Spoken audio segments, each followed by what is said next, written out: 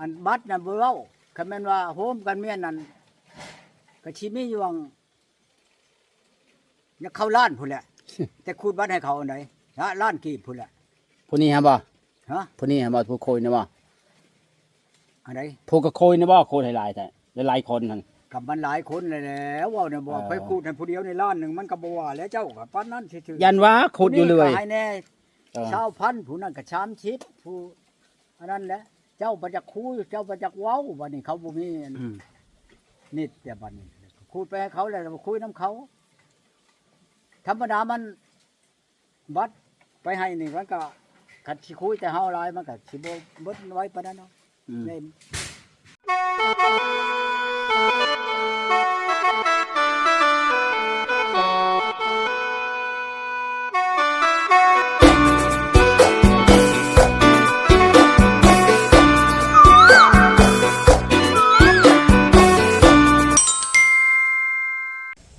นั่นผู้หนึ่งแห้งเก็บแล้วมาได้คืนหนึ่งสองคืนมาข่างัวกินอยู่นี่เมื่อเลยถ้ามันขอเลิกมันก็ชงเงินคืนจังได้ อ๋อ ผู้นั้นชงแล้วก็มาเอาอันเมียบ้านกังนี่ก็อันนั้นแหละ เพิ่นผู้หนึงไปเอาผู้หนึงต่อ เอาต่อโลด โอ้ แฟนเมียผู้นั้น80,000ได้ 80,000 บาทบ่มี ๆของเว้านี่เงินได้คืนแล้วก็ไปหาผู้ใหม่ อืม สบาย กลับ เนาะ คืนอีกบัดนี้ไปชูเอาโมนินจอยเขาบ้านกังเมืองตะโอยไปเอาผู้นั้นเอาอีหุ่นนี่ ได้ มาเอาอีหุ่นน่ะบ่แม่นว่าเอาอันนั้นได้เอาอ้ายเอาน้องลงไปข้างแน่ได้เป็นสัญญาสัญญากันบ่แม่นยังไงได้จับอีหุ่นมันหลับเมื่อนั่นแหละผู้ลางคนว่าเจ้าตีเขา ได้ เจ้าตีเจ้าข่าเจ้าห้ายเขาคันเฮาตีเฮาข่าเฮาห้ายชงเฮ็ดเพียงกระดองเฮา ได้ เป็นหยังบ่มาใหม่เฮา เนาะ บ่มีพ่อมีแม่บ่ ไม่ คือ เพราะ ว่า ไม่ ผู้ใด กิน ก็มีพ่อมีแม่เจ้าอ้ายลำชายเบิดบ่จักคันว่าตีลูกยิงกันเช้าก็มาใหม่กว่า ได้ ปานว่าชัดเมื่อบ่จักความโอ้ยเว้าแล้วเว้ากับเฮาอันผู้บ่ทันได้เอาได้เว้านี่ไหนว่าเจ้าตีคือนั่นน่ะโอ้ยตีผู้ใดปานว่าเขาบ่มีพ่อมีแม่ตีก็มาใหม่กว่าไปตีมึงนู้นน้องข่อยอันไปเอาผัวนั่นอยู่น้องข่อยหรือว่าลูกข่อยเอาผัวอยู่นำขอบเขตนี่ ลูกคอยมาฮอดน่ะขยังบอนกินควายเจ้าไปตี เออ โอ้ยผมบ่ได้เว้าลิ้นนะไผไดกันว่าไปตีลูกข่อยบ่ตีน้องข่อยมันเป็นสิเว้าลิ้นได้อันนี้เพราะว่าเจ้าตีเขาตีเป็นยังบ่มาใหม่เขาเจ้านั่นผู้เว้าน่ะพาเขามาใหม่เจ้าบ่อยากได้บ่เงินข่อยนี่ ได้ โอ้ยมันชับมันชั่วเว้าคือบ่แม่นคนเว้านี่คือชัดมันสิจักเว้ากับหมู่นั่นน่ะ บ่เห็นหักเว้าติ บ่เห็นนักเว้า เนาะ ข่อยสิตีพี่ยังข่อยจะแพงเมียจำพี่สั่ง สำหน่อยไข่อยู่เด้ เมียไผบ่แพงแต่มาแต่หันแต่นี่มาฮอดเฮือน ลูกอยู่ในเฮือน ก็ยังถามว่าแม่ชูไปไฉ ได้ โลดกันลูกบ่เห็นลูก มาเห็นเมียบ่ได้ถามหาได้ลูกเขาไปไฉ ได้ สิเว้าอำไปยังหมดโอ้ยผู้อยากเว้ากับเฮานี่เว้าคือหยังนี่ ได้ เห็นว่าอีนายอยู่อันนั้นน่ะเว้าเฮาบอกนิดออกโลดเฮาขี้เดียดมันเว้า ได้ เว้าบ่คือเว้าไปพี่ซัง ได้ ตาเห็นจังเว้าตาบ่เห็นเว้ากับหมู่อยากเว้าคันว่าโอ้ยคนบ่มักบ่ฮักเจ้าแหละก็บ่ค้าเห็นว่าอีนายอันนั้นอยู่อันเทกองร้านเราอ่ะละกันว่าแล้วแต่พระเจ้าได้พระเฒ่าเอ้ย ได้ แล้วแต่พระเจ้าเองข่อยน่ะก็จักได้เว้านำเนาะเพิ่นว่ามาคักกันแล้วก็ลงมาหากันแล้วก็เว้าถูกต้องพร้อมน้อมกันกับเมื่อนำกันก็ได้แล้วร้านนั่น ได้ บางเช้านี่ก็โทรมาเฮ้ยเว้า เป็นไร มันเว้าหลายย้อนหลายอันผู้หนึงก็อยู่อันนี่แหละอยู่บ้านพี่ยังผู้นี้ก็ดีก็ให้ไปกับหลายดอกอันคาที่คล้องกันบุพอหลายไปแล้วดอกเขานี่แหละมันไปยากไปแบบจักเช่นไหนก็จะเอาโหลดหลานนี่ไปบัดน้ำมันบัดแพง หน่อย คันสิไปกับหมู่ หน่อย 2คนหรือ3กับบ่ลงใช้2-3ล้านนั่นค่ารถก็บ่ได้อีกบ่พออีกค่ากินค่าอยู่อีก เออ โอ้ย มันแพง แต่กี้นั่นแต่เชนูตลาดเชนูนี่ไปฮอดนั่นหลัก8 มาไปพะไง ฮะ มาไปนะ ช่วงหักยาอันให้หัวหน้าเพิ่นอยู่เวียงจันทน์ ไปแต่เช้าวะ แต่เช้าแหล้วหักกับบ่เช้าปานใดแล้วคงเอาละชิดเขาเปิด8 โมง 9 โมงเด้ มันอนุชิต ไปฮอดพุ่นแล้วก็ให้มันฮอด 9 โมงแล้วก็สิส่งไปให้เพิ่นโอนเงินมาให้สิไปใช้นี่เขานี่ล้านหนึงเอาสิฝากให้เพิ่นเลยเพิ่นน่ะ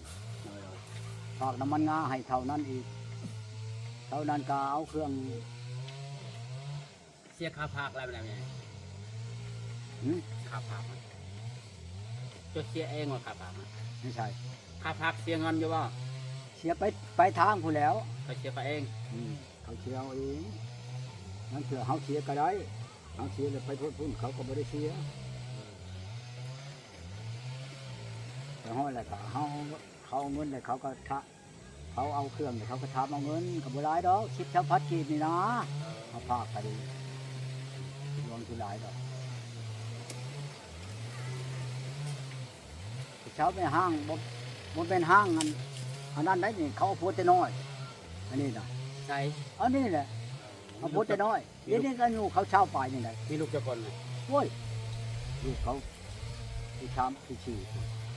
ลูกเจ้าคน อีนี่ก็อีอันนี้ก็จนได้ลูกไผ่ลูกเคยโอ้ได้ลูกไผ่ลูกเคยเบิดเลยนะ2 คนครับหัวเขาก็อยู่ในบ้านคอยอันแล้วเอาดีเลยเป็นอันดับที่โชว์แล้วหากมันบ่ติด โทรไปติดเพิ่นมาเลยได้ มาก็มาเนี่ย มาฮอดเนี่ย มาฮอดกับหมู่ก็บ่เห็นว่าผู้พันกับเฮา ทางยังไม่ได้โทรหาเพิ่นเลย จำบ่พรเฮาโทรไปก็ฮอดบ่ฮับฮอดสายเฮาจับ ติดอยู่บ่ ติดอยู่แต่ก่อนจะอยู่พุ่นน่ะวันนี้แหละมานี่ก็ธรรมดากันว่าหมู่เป็นเที่ยวเป็นเฮยก็ เออ โทรหาเฮาดีกว่าเฮาก็บ่แม่นว่าบ่ได้หยังให้หมู่มาคือนั้นก็แพ้ชองว่าเอาให้ ผู้ชาวบ่พี่ใหญ่ไม่ได้คุยผู้ชาวแล้วว่าดินี่ฮะ ผู้เช้าแล้วนี่แม่แก้วนี่ผู้เชกองนี่เบิ่งสิโทรจะโทรเด้อโทรนั่นแหละเรา จะบ่เพิ่นขอบัตรเติมเงินบ่ มันบ่เคยขอจะเทื่อนะแม่แก้วขอกับใคร ยันวันน่ะหมด เสียงเพลงมันนั่นบ่ มีแต่ว่าให้เจ้าเอาลูกเอาเมียผู้ดีดับที่ดีซะผู้บุญมีผู้หังผู้รวย ผู้เอาจิตเอาใจเจ้าผู้ประตัวบ่ยั่วหั่นเฮาบ่แม่นสิเกียดสิสั่งเจ้าอิหยังหรอกแล้วก็บ่แม่นว่าเฮาสิตัวยั่วเจ้าแต่ว่าเจ้าว่าเฮาเป็นคนบ่สัตย์บ่ซื่อว่าซั่นตัวเองน่ะคนศีลคนธรรมเฮาน่ะคนบ่รับบ่ดีว่าขนาดว่าบ่ทันได้กันซำนี้ก็ว่าจะเว้าซำนี้แหละคันเอากันจักสิซำใดเอ้ย ยาซะในจะบอกยาก่อนแต่ว่ามันก็ยา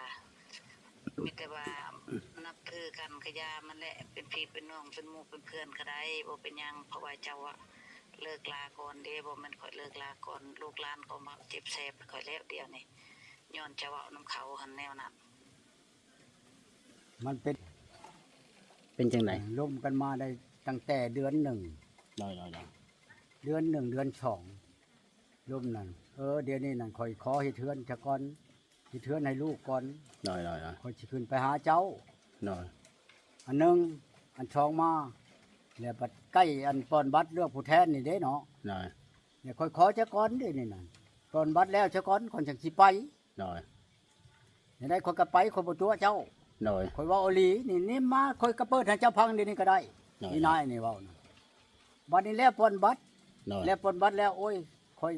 ยังเหลือเฮือนก็ยังบ่แล้วเดี๋ยวนี้ คอยสิเฮือนให้ลูกซะก่อน ได้ สิเฮือนแล้วบ่แล้วก็ตามคอยสิขึ้นไปหาเจ้า ได้ บัดพังเบิดเดือน4เดือน3ก็เบิดเดือน4ก็เบิดเดือน5อีกแม่นบ่ออกมาแหละ ได้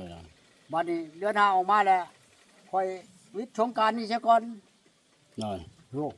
เจ้าน่ะเป็นยาคูบ่ประจำวัดประจำศีลบ่คอยว่าแล้วไปใช้บ่ไปใช้กับข้ามาใช้กับของชุดอยู่กับเจ้าอยู่บ่ได้อัน เขตนั่นนั่นเจ้าเป็นอุปชฌาย์บ่เจ้าน่ะตัวเดือนนี้แหละว่าเดือนหน้าแล้วว่าเดือนฮื้อแล้วนั่นแหละว่าแล้วนี้ น้อย เพราะว่าค่อยหายสิได้ไปสิจังซี่โอ้ยจักสิหายในใดค่อยรถท่าของเจ้าว่าสิมา เดือนนั้นเดือนนี้ เดือนนั้นว่าเดือนนี้ตำบิดนั้นยังค่าเลือกผู้แทนป้อนบัตรเลือกผู้แทนแล้วแหละบัดนี้บัดโทรมาอีกเดี๋ยวนี้ข่อยยังสิเทือนให้ลูกซะก่อนเอาสิเทือนหม้อแล้วสิแล้วโอ้ยวิทย์สงกรานต์ก่อน อยู่มันก็วิทย์จักเทื่อแล้วบดเดือนอันวิทย์สงกรานต์บดเดือนในซะก่อนเพราะว่ามันบ่บดบัดค่อยเว้าแล้วบัดเว้ากับข่อยว่าที่แล้วนี่ยังฟังอีกนี่ตอนที่สองนี่ แต่ว่าเจ้าก็บ่มักบ่ฮักก็แล้วจึงจะสมควรว่าอันเขาเจ็บหายว่าตัวเองเนี่ยสำหรับแม่เฒ่าเจ้าเนี่ยถึงบ่ลงไปหาแล้วเพราะว่าแม่เฒ่าเจ้าเนี่ยคนตัวร้ายตัวเก่งตัวอีหลีเพิ่นว่าเจ้าว่าแน่นั้นนำเขา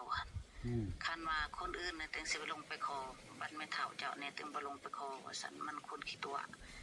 ย่อยเยินอยู่ว่าซั่นตัวนี้ตัวนั้นค่อยก็บ่เป็นคนในนั้นติเห็นว่าก็ได้เพราะว่ามีเวียกกับเวียก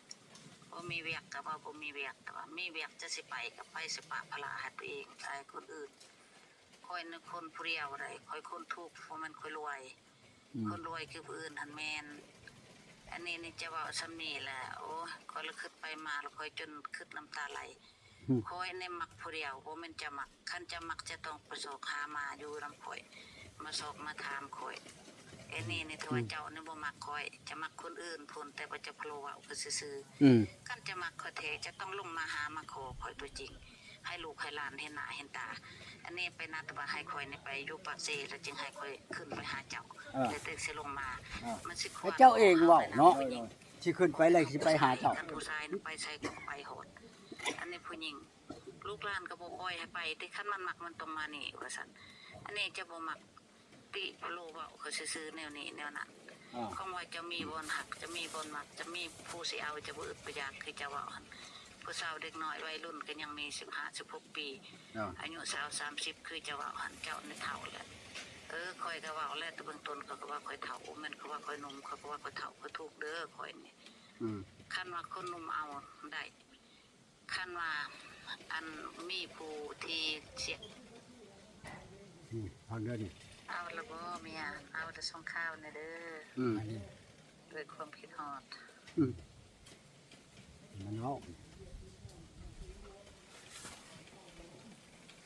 ร้านเขียนหนังสือมาน่ะก็บ่ได้เว้าเป็นร้อยอันนั้นโทรศัพท์เขาก็เฮียเด้อในก็เมืองเซว่าแล้วโทรศัพท์เฮียมันนี่เขาเห็นแล้วก็หาก็พาส่งก็ส่งมือโทรศัพท์เฮีย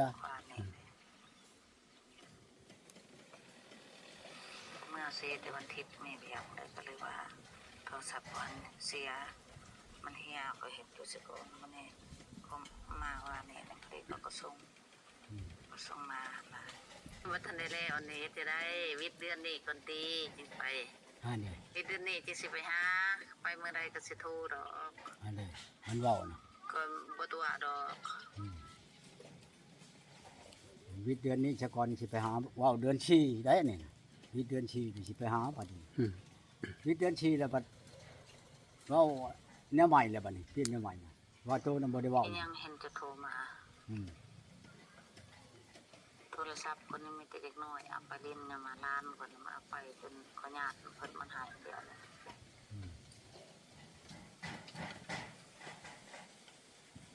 บ่ได้อันเว้าว่าขอบัตรเติมเงินแน่มันหมดเงินเน็ตคนนี้ก็โทรบ่ได้พูดบัดไปหายอันนี้ก็ดีทางไปอันนี้คนมาโลดเงินหันมันนั่นสิเอา QR ไปส่งQR ไปส่งเอาเงินเนาะเอากลับไปกับเจ้าหั่นเด้จักแขนเจ้าว่าโอนเงินให้เขานี่ก็มีจัดเท่าคุมื้อนี่ดิอันนี้ก็คือการเล่นล่อเอาเงินนำบ่จักไปหรอกค่อยจังได้อีกจังว่าแล้วแต่เฮาสิ จะบอกกันอะไรคันมาฮอดทันแหละมันฮอดใช่เมื่อฮอดสวรรค์เลยบ่หรือว่า เมื่อก็เดี๋ยวเจ้าไปลงชิปข่อยอันข่อยพากเงินไปให้พากไม้ข่อยใน400,000ข่อยสิเมื่อหาแต่ข้าวนั่นค่ารถอันแตนปักชีมาหาชินู100,000แม่นบ่ เนาะ ข่อยพากให้400,000ทั้งกินทั้งยำพากไปได้2-3มื้อก็บอกกันมื้ออื่นก่อนข่อยสิไปดอกมื้ออื่นข่อยสิไปโลดข่อยสิออกรถแต่เช้าอันแต่ว่าตอนท่านผู้ท่านได้บอกกันอันนั้นได้ เนาะ บอกกันนี่ออกแต่ข่อยนี่หัดฮ้อนมื้ออื่นมาแล้วก็มื้อฮื้อมาบอกอันนั้นออกแล้วแต่ข่อยแหละนี่จัดเท่าคู่มือนี่แหละตามหมอนี่น่ะมันไปหาชื่อไก่อยู่ จำกันกับอันชงอันทื้นไปให้มันบ่มีเงินชื่อไก่ ขาย เนาะ เดี๋ยวมาขึ้นไปมาให้มาโอ้ยบัดนี้ล่ะเฮาบ่เชื่อบัดนี้เชื่ออันเขาให้พากเงิน เนาะ อันบัตรน่ะบ่เว้าคันแม่นว่าโฮมกันเมียนนั่นก็สิมีอยู่วังอยากเข้าล้านพุ่นแหละ แต่คูดบัตรให้เขาอันใดล้านกีบพุ่นแหละ ผู้นี้ฮะบ่ ฮะ ผู้นี้ฮะบ่ผู้โคยนะบ่ อันใด ผู้ก็โคยนะบ่โคยหลายๆแต่หลายๆคนนั่น กับมันหลายคนเลยแหล้วเว้าเนี่ยบ่ไปคูดให้ผู้เดียวในล้านหนึงมันก็บ่ว่าแล้วเจ้าก็ปานนั้นซื่อๆ ยันว่าขุดอยู่เลย ผู้นี้ก็ให้แน่ชาวพันธุ์ผู้นั้นก็30ผู้อันนั้นแหละเจ้าประจักษ์คูเจ้าประจักษ์เว้าบัดนี้เขาบ่มี